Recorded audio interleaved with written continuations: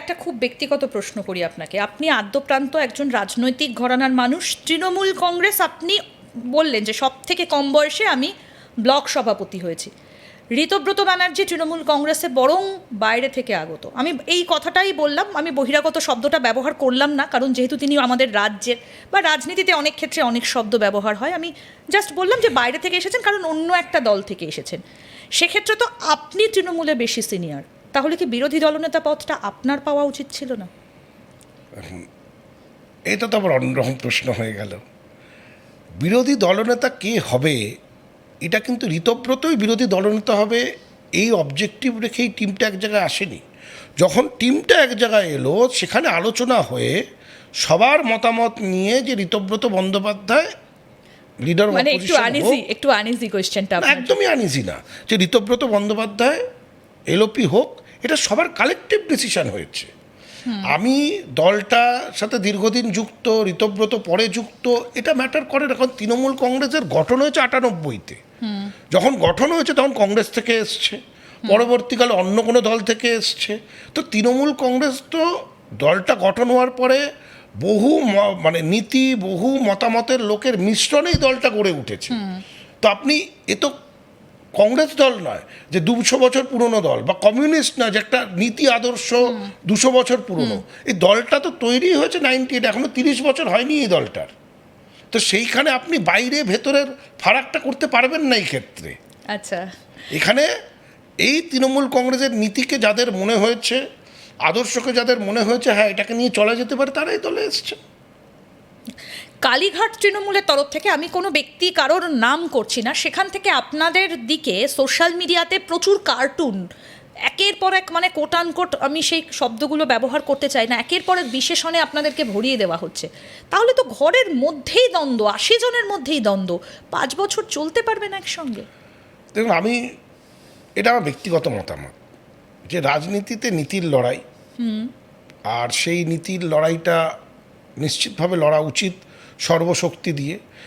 কিন্তু ব্যক্তিগত স্তরে অ্যাটাক না করে বিরত থাকলে আমার মনে হয় ভালো হয়। মানে এটা রাজনৈতিক কালচারে না ঢোকাই ভালো। আর আমরা বিশেষ করে যারা বাংলার মানুষ, আমাদের পরিচয়, আমরা শিক্ষিত, আমরা পলিটিক্যালি অনেক বেশি অ্যাওয়্যার, অনেক বেশি মোটিভেটেড। তো সেখানে ব্যক্তি পরিসরটা ছেড়ে দিয়ে রাজনীতির পরিসরেই যদি লড়াইটা হয়, আমার মনে হয় সেটা অনেক বেশি ভালো এবং অনেক বেশি স্বাস্থ্যকর। কিন্তু এরকম অভিযোগও উঠছে যে কালীঘাটপন্থী যারা আরেকটা দিকে বসছে, আপনাদের পাশে না বসে একটু দূরে যারা বসছে, পাশেই তো বসছে, একটু দূরত্ব থাকছে মাঝখানে, আমরা যেটা টিভিতে যেটা দেখতে পাচ্ছি, আমরা তো আর বিধানসভা কক্ষের ভেতরে সবাই সবসময় ঢুকতে পারি না, সেটা আর কি আমরা যেটা দেখি, তাদেরকে বলতে দেওয়া হচ্ছে না, এরকম অভিযোগ তারা মাঝে মধ্যে করেন যে তাদের নামগুলো সরিয়ে দেওয়া হয়। এটা কি সত্যি এই অভিযোগটা? না, কেন তাদের বলতে দেওয়া হচ্ছে না? শোভনদেব চ্যাটার্জি বলছে, কুণাল ঘোষ বলছে।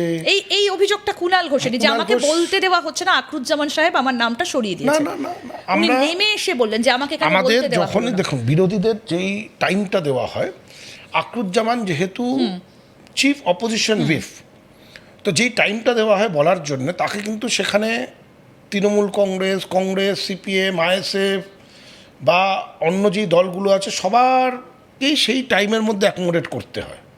এবং আপনি যদি দেখে থাকেন, সবাইকেই তো এই সুযোগ দেওয়া হচ্ছে। শোভনদেব চ্যাটার্জি বহুবার বলেছেন, ওখান থেকে আলিফা আহমেদ বলেছেন, কুণাল ঘোষ বলেছেন, আমাদের নওশাদ সিদ্দিকী প্রায়ই বলছেন। তো সবাইকে তো অ্যাকোমোডেট করা হচ্ছে। কিন্তু এই অভিযোগটা প্রথম দিকে হচ্ছিল কালীঘাট তৃণমূলের তরফ থেকে, সেই অভিযোগ হচ্ছিল, মনে হচ্ছিল কোনো ভুল বোঝাবুঝি হয়েছে, তার হয়তো মনে হচ্ছিল যে কারুর হয়তো মনে হচ্ছিল তার আরও বেশি বলতে দেওয়ার সুযোগ, সেটাই আলোচনা করুক না, আলোচনা করলেই দেওয়া, সুযোগ থাকলেই দেওয়া যেতে পারে, অসুবিধা কী আছে? এবার একটু আপনাদের সাংসদদের প্রসঙ্গে আসি, যে আপনারা যেমন মুখ্যমন্ত্রী শুভেন্দু অধিকারীর সঙ্গে দেখা করেছেন, কথা বলেছেন, বৈঠকও করেছেন, তারপরে বিশ্ব বাংলা কনভেনশন সেন্টারে সব বিধায়কদের নিয়ে তিনি মিটিংও করেছিলেন, আমরা দেখেছিলাম। ঠিক এইভাবে সাংসদরাও দিল্লি বিশ্ব বাংলা কনভেনশন সেন্টারের মিটিং সমস্ত বিধায়কদের নিয়ে, সমস্ত মানে বিধানসভার সমস্ত বিধায়কদের নিয়ে যে বৈঠকটা হয়েছিল, ঋতব্রত ব্যানার্জি সেখানে গিয়েছিলেন। না, ওটা তো ট্রেনিং প্রোগ্রাম ছিল, একটা প্রোগ্রাম ছিল সমস্ত বিধায়কদের, পলিটিক্যাল না, ওটা একটা ওরিয়েন্টেশন প্রোগ্রাম ছিল, যেখানে আপনার লোকসভার স্পিকার, বিভিন্ন রাজ্যের স্পিকার, তারা এসে যেহেতু এবার অনেক নতুন নির্বাচিত সদস্য রয়েছে, পরিষদীয় রাজনীতির ব্যাপারে তাদেরকে একটা ওরিয়েন্টেশন প্রোগ্রাম, আচ্ছা, এটা প্রোগ্রাম ছিল সেখানে আপনারা, কারণ এই ছবিগুলো তো আমরা বিধায়ক হিসেবে যাওয়া, এটা তো কোনো পলিটিক্যাল আমরা প্রোগ্রাম এই না। ছবিগুলো দেখিনি যে সমস্ত বিধায়ক একসঙ্গে একটা ওরিয়েন্টেশন হচ্ছে, বিজেপি, কংগ্রেস, সিপিএম, আমাদের সবার বিধায়ক ছিল। সবাই। এবার আপনাদের দলের যারা সাংসদ তারাও দিল্লিতে যাচ্ছেন এবং তারাও বিজেপির কেন্দ্রীয় নেতাদের সঙ্গে দেখা করছেন, তারা এখন এনসিপিআইতে যোগদান করেছেন। আপনারাও কি ভবিষ্যতে এরকম কোনো এনসিপিআই 2 গঠন করতে পারেন, সম্ভাবনা আছে? আমরা তৃণমূল কংগ্রেস এবং আমরা তৃণমূল কংগ্রেসই থাকব। সাংসদরা কি করেছে সেটা তারা বলতে পারবে, কারণ তাদের সাথে আমাদের কোনো এগুলো নিয়ে আলোচনা, এই বিষয়ে আলোচনা হয়নি। কিন্তু এটা আপনাকে আমি নিশ্চিত করতে পারি যে আমরা তৃণমূল কংগ্রেস এবং তৃণমূল কংগ্রেসেই থাকব, আমরাই তৃণমূল কংগ্রেস। বেশ। মমতা বন্দ্যোপাধ্যায় যদি এখন সবাইকে আবার বলেন ঘরোয়াপসি করতে, সবাই চলে আসুন, আমি অভিষেক বন্দ্যোপাধ্যায়কে সরিয়ে দিচ্ছি, আপনারা যাবেন? একটু বেশি দেরি হয়ে গেল না? আজকে তো এই প্রপোজিশনটা তাকে দেওয়া হয়েছিল, আমরা তো বারংবার বলেছিলাম, সেটা তো তিনি তখনই সেই কথা নিয়ে একটা আলোচনায় বসতে পারতেন, কিন্তু তিনি তো আলোচনায় বসতে রাজি হলেন না। এবং আমার মনে আছে যেদিন আমরা মুখ খুলেছিলাম তারপরে আমাদেরকে ডাকা হয়েছিল, আমরা গেলাম কালীঘাটে, আমরা ভেবেছিলাম হয়তো দিদি বসবে, বসলো অভিষেক। সেই মিটিংও নিজের এজেন্ডার বাইরে আর কোনো কথা বলেনি। তো এখন এই সময় যেখানে এতগুলোই বিধায়ক একটা সিদ্ধান্ত নিয়ে এক জায়গায় এসছে, এটা আমার পক্ষে একা এর জবাব দেওয়া সম্ভব নয়, কারণ যা করতে হবে সবাইকে আলোচনার মধ্যে দিয়ে সিদ্ধান্ত নিতে হবে। মমতা বন্দ্যোপাধ্যায়ের নেতৃত্বেই আমরা সকলে থাকতে চেয়েছিলাম, কিন্তু তিনি সেটা স্বীকার করেননি। তিনি কোথাও যেন আমাদেরকে পুরো দূরে ঠেলে দিলেন যে না, অভিষেক থাকবে, তোমরা থাকবে না। এটা কেন তিনি করলেন আমি জানি না।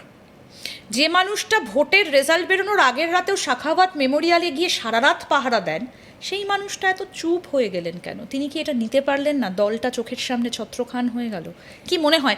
আপনি তো বহু বছর ওনাকে খুব কাছ, না হয় কথা বলতে পারেননি, কিন্তু খুব কাছ থেকে তো বহুদিন ধরে দেখছেন। দেখুন, হয়তো এই যে দল এবার সরকারে এলো না, এটা হয়তো মেন্টালি তিনি প্রিপেয়ার ছিলেন না, ভেবেছিলেন দল সরকারে আসবে, কারণ সেই রকম তো বলছিলেন। এবার এগুলো মানিয়ে নিতে একটু সময় লাগে, তার বয়সও হয়েছে, কিন্তু এই জানেন তো রাজনীতিতে আপনার এই মেন্টাল প্রিপারেশনটা অলওয়েজ দরকার। রাজনীতিতে কখনো এমন হয় না যে আমি এক জায়গায় বসলাম মানে সেখানে আজীবন বসে থাকবো। এই মেন্টাল প্রিপেয়ারনেস নিয়েই আপনাকে রাজনীতি করতে হবে, যে জিত এবং হার দুটোই রাজনীতির অবিচ্ছেদ্য অঙ্গ। কখনো আপনি জিতবেন, কখনো হারবেন। হারা মানে আমি